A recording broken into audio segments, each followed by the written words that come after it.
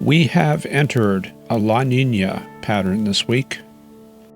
That means much of the tropical Pacific is cooler than average. The reason for that, stronger trade winds and increased upwelling of cold, deep ocean water. La Nina brings drier conditions to the southern U.S., wetter, cooler weather to parts of the Pacific Northwest, and cold weather to the northern states. And I would also argue it brings more cold outbreaks east of the Rockies. The 2010s polar vortex storms and the 2021 Texas deep freeze, those were all in La Nina years. No guarantee, of course, but it is something we'll have to watch. In the lower 48 this afternoon, we've got a weak frontal system moving through Minnesota, Iowa, and the Central Plains. Temperatures behind that front, rather mild, 50s and 60s. Down to the south, the tropical moisture is on its way north again. Dew points coming up into the 60s in Texas. We will see that low-level jet start to become established later tonight from Texas across the Ozarks and into the Great Lakes. Will be a very warm night all the way up to Chicago. Temperatures in the 60s for the rest of the night. In the Pacific Northwest, another wave moving through Montana and Washington, kind of a active weather pattern this fall. And on the East Coast, high pressure from New York all the way down to the Carolinas. Very cool temperatures, 60s all the way down to Myrtle Beach and Wilmington, with 50s in upstate New York and New England. We are getting into the final 30 days of hurricane season. Typically that shuts down around Thanksgiving, but, things have been pretty anomalous. Maybe we're going to see a December hurricane, who knows. But typically on an average year, it starts to wind down pretty quickly in November. But still a little bit of activity expected in the Cape Verde storm track area. This disturbance at 43 west, 11 north is expected to drift into the Caribbean, 30% chance of development with that. So let's take a look at the GFS graphics. Here's where we're at right now. We've got an extratropical weather system moving through the western Atlantic basin. Some very strong winds behind that, up to the 95th percentile in terms of 500 millibar wind speed. So certainly some very dynamic weather out there. And the precipitable water in this area here is in the 1st to 5th percentile, very, very dry air. Some of that will diffuse into Florida. So it is starting to look a little bit more like cold season. But here is our next disturbance, and we watch that approach the Windward Islands. There's Saturday and Sunday, a little bit of development there, increasing easterly flow. That whole area shifts into the Caribbean, and we start to see some development south of Puerto Rico around midweek. And these vectors, that's not where it's moving. That's just the IVT vector at that particular location right there. So don't get confused. Anyway, interesting. A little bit of retrogression there, 168 hours. Then it moves northeast. So really jumping on that recurvature bandwagon there. Now, this is very speculative, so I would not really read too much into this, but it does go for some very strong development south of Puerto Rico. That looks like a hurricane to me around the 25th. So pretty much everywhere from the Leeward Islands or the Windwards to Puerto Rico and Dominica, they need to pay attention to the forecast just in case this thing gets going. So 240 hours moving on off. There it goes, and looks like it's being rebuffed by this big area of high pressure across the eastern U.S. And that's like a big earthen berm that keeps the hurricanes from penetrating, and they pretty much have to go around that. And part of the reason is the very strong upper-level winds associated with that. Those tend to steer the tropical systems off to the east, and that appears to be what's happening here.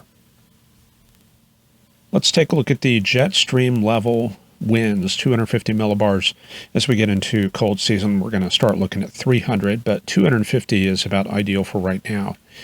We've got that polar front jet axis now starting to really affect the northern U.S. About 3 weeks ago, 2 or 3 weeks ago, it was up there in central Canada, well out of reach of the U.S. And we're seeing Very high energy coming in from the Pacific. Look at that up there, 150, 160 knot winds in the Aleutians. We've got increasing amplitudes on these troughs and ridges. This is Saturday, and you can see it just gets even stronger for Sunday. Very wavy pattern, and these waves are progressive. They're moving in across the U.S. with great regularity. And as we go into later next week, even stronger winds. I think I saw, almost 200 knots right there across the central North Pacific. And there it is, 200 knots just south of the Aleutians. Very strong energy coming in from the Pacific, and that will put the West Coast under a stormy weather pattern. Now, we don't have the deep southerly flow, which is associated with those high precipitation events there in California, but it will be certainly a very changeable weather pattern, very dynamic, and it will bring in at least some moisture into the western U.S. as we go into the late part of October. High pressure across the northeastern U.S., and with that ridging, we're expecting widespread 30s from Syracuse to Connecticut and up to Maine, 40s down to the Virginias.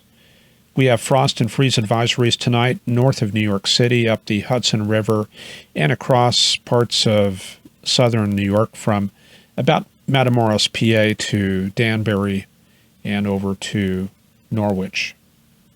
Also, we have freeze warnings for tonight north of Albany, around Saratoga Springs, Glens Falls, and Whitehall. Temperatures will be down to 28 degrees. And in the Midwest, we're starting to get underneath that upper ridging, and that means warmer temperatures. We saw 70s into Indiana, 80s into western Illinois. Overnight lows only in the 60s up to Chicago as that low-level jet gets set up. And if we take a look at the 500 millibar analysis, there you can see the position of that ridge. Southwesterly flow helping to bring up that warmer air and moisture going into tonight and tomorrow.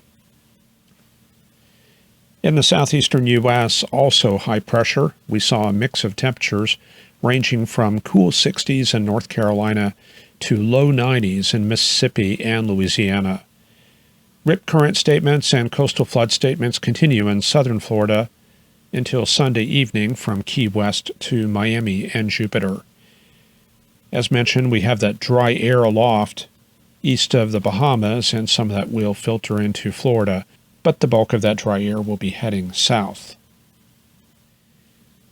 In the southern plains, the never-ending heat continues, and we're still running the air conditioner here, still wearing short sleeves and shorts. I don't know when it's going to end, but widespread upper 80s and low 90s this afternoon, 80s into the Ozarks. And it's not just Texas. Yesterday, Monroe, Louisiana, they reached 92, tying the record for the date. Mount Ida, Arkansas, set a new record with 90 degrees for the date. And we had cooler temperatures flowing into the panhandles, but those readings were still above normal for this time of year. The Storm Prediction Center has a marginal risk of severe from western Oklahoma through southeastern Kansas. Already getting a few elevated storms going up around Topeka, and those should increase through the afternoon. For tomorrow, we're looking at a severe weather event focused on Arkansas, the Ozarks, the Arklatex, and into parts of the central Mississippi River Valley. A few tornadoes are expected, along with high wind and large hail. In the northern plains, a cold front is filtering into the area. Temperatures range from the low 80s in southeastern Iowa to the 50s in North Dakota and Montana. Yesterday, the Omaha National Weather Service recorded 82 degrees, which was a record for the date. As mentioned, we have that SPC marginal risk for today that extends across, all across the Kansas City area. And for tomorrow, they will get a piece of that slight risk all the way down into the Ozarks. But for the most part, most of the area will be clearing out over the weekend. A couple of hazard areas through the Rockies. One of them is going to be a high wind watch for Saturday night and Sunday in the Cut Bank and Shelby area for southwest winds, gusting to 60 miles an hour with a new wave coming in from the Pacific. And we've got high wind warnings back for southeastern Wyoming once again, something we usually see only during the cold season. The area between Cheyenne and Laramie up to Wheatland and Glendo, expecting west winds gusting to 60 miles an hour this evening and overnight. And also between Laramie and Rawlins. That's another area that usually gets those warnings. Much of the Interstate 80 corridor there is above 8,000 feet and exposed to the full brunt of strong mid-tropospheric winds. So if you look around on YouTube and see videos in Wyoming of trucks being flipped over, yeah, that tends to happen during the winters and can be a very hazardous place to drive. Looking pretty good this afternoon across the southwest. We do have freeze warnings for tonight for the Interstate 25 corridor south of Raton, almost to Las Vegas, New Mexico. Temperatures will be down to 28 tonight, and also north of Santa Fe around Espanola, Rinconada, and the Black Mesa area. Temperatures also down to 28.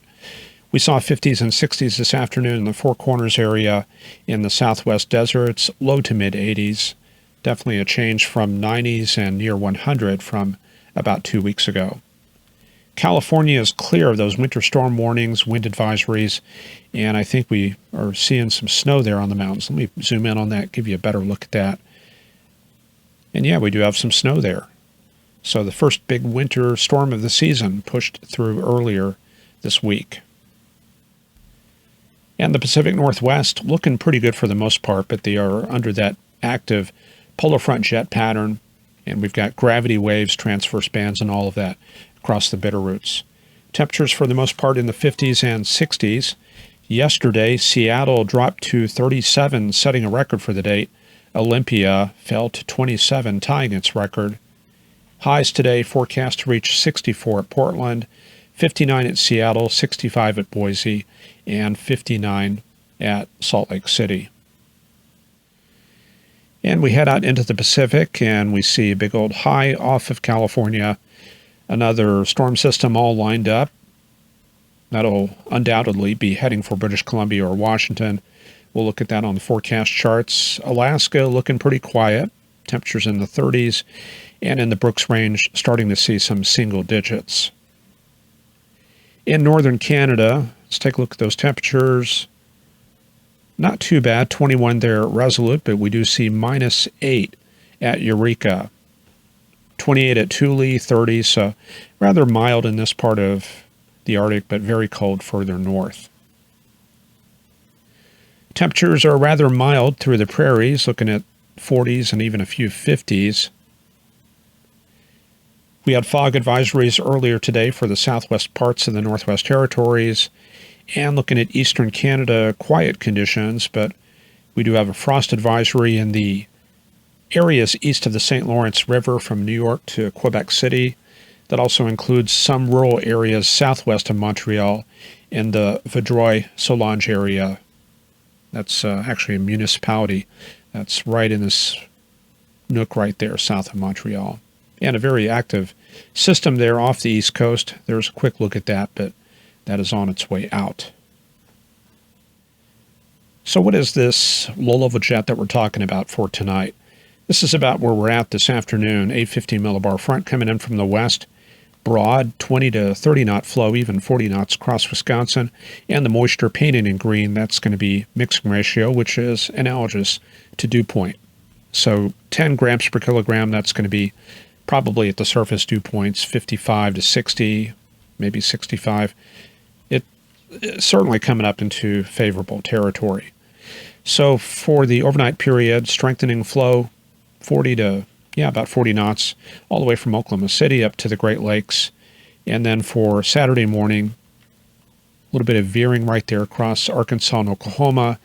But now we're starting to get that 850 millibar front coming in from the west, starting to see those 12 gram per kilogram mixing ratios. So looks like some good moisture concentration there in the Arklatex area, and that comes together during the afternoon and shifts into the Memphis area for Saturday night. Now, one thing I'm not clear on is what's going to happen tomorrow night. We do have deepening of this trough and increasing low-level jet action, look at that picking up to 55 knots. The main question, though, is going to be the amount of instability and the convective modes that we got going on. We're probably going to have a lot of linear cells, probably big old MCS across the areas east of the Mississippi River. And as far as the potential for severe weather, that depends on a lot of factors. But it's very common, in spite of these very strong 850 millibar winds, if you don't have those ingredients there, discreteness of cells, and high moisture values, strong instability, then it can be hard to get severe weather going, in spite of what you see here. Let's take a look at those high temperatures, very warm down south. Up north, it kind of bounces back and forth from day to day as that succession of systems moves across the area. More cold weather from Monday, pushing into the Great Lakes Tuesday and Wednesday, and remains warm down south and in the desert southwest. As far as low temperatures, here's tonight, 30s in the northeastern U.S. and across much of the northern plains. And as we go into next week, more cold weather up north, very little down south. Here's the precipitation chances going into the weekend, best chances in the Midwest as that low-level jet couples with that front, and gradually that pushes into the northeastern U.S. on Sunday. And looks a little bit drier for the work week. Best chances for rain in the Great Lakes, and some vague chances for rain showing up in the Midwest for around midweek. And let's take a look at that forecast going into tonight. Strengthening southerly flow, development of a wave there in Oklahoma. And for the peak convection time, there it is.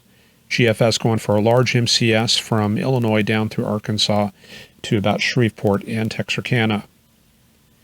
Strong cold air advection following in the wake across Iowa, Nebraska, and Kansas. And for Sunday, this area of precip continues eastward into the Appalachians, Georgia, Kentucky, and Tennessee. Marginal risk for severe covering all of the northeast from western New York to western Pennsylvania into Ohio, West Virginia, Kentucky. That's going to be mostly ahead of this section of that cold front.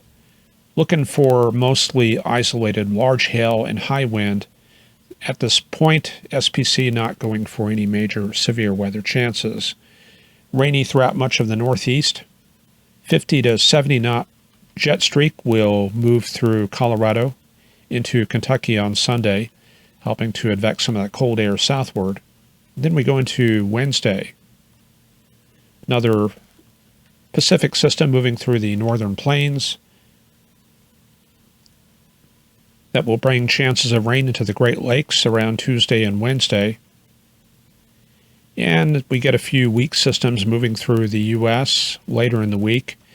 This wave right here moves through Oklahoma and Kansas, frontal boundary down to Louisiana over the weekend, and best chances for rain Oklahoma, Kansas, and Missouri. Continues quite active through the Pacific Northwest, and we have another major weather system heading into California that could bring snows to the mountains and widespread rains to the lower elevations.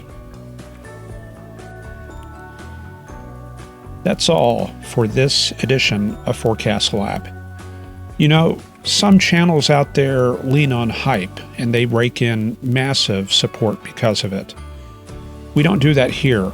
We keep things straightforward, no gimmicks, no stunts, just honest content that takes a lot of time and care to put together. But here's the truth. We haven't yet seen the level of support that it takes to add more episodes every week. Each episode takes many hours to produce, and it's just me here. Growth is only sustainable with your help. So if you believe in what I'm doing, if you want to see this program continue and grow, please take a moment to visit our Patreon link. Your support directly helps keep this show alive, and it makes a real difference. Thank you for watching and helping to keep this space honest and independent. If you don't want to use Patreon, you can head to weathergraphics.com and pick up a copy of my books or software. And I have every confidence that the regular viewers who own my books will say a word in comments. about how useful they are. All right, we'll see you back here on Monday for the supporter edition of the show. Otherwise, we'll see you on Tuesday as we take that plunge toward winter. Take care. Bye-bye.